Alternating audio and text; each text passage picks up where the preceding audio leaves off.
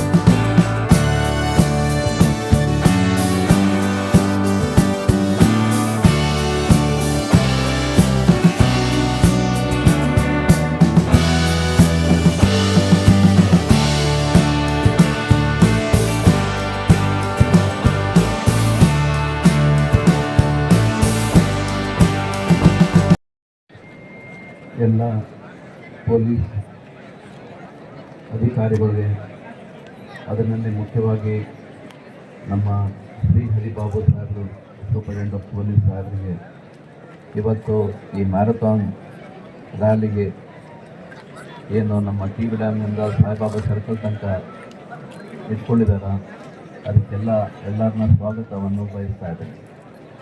ಅದರ ಜೊತೆಗೆ ಎಲ್ಲದಕ್ಕಿಂತ ಇಂಪಾರ್ಟೆಂಟ್ ಏನಂದರೆ,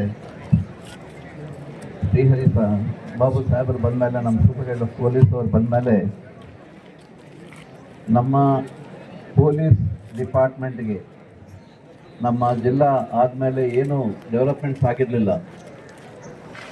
ಇವಾಗ ಒಂದು ಪೊಲೀಸ್ ಗ್ರೌಂಡ್, ಅದು ಯಾರು ಇನಿಷಿಯೇಟಿವ್ ತಗೊಂಡಿಲ್ಲ ಇವತ್ತು ತನಕ, ಅಂಥದ್ದು ಪೊಲೀಸ್ ಗ್ರೌಂಡ್ ಡೆವಲಪ್ಮೆಂಟ್ ಆಯಿತು.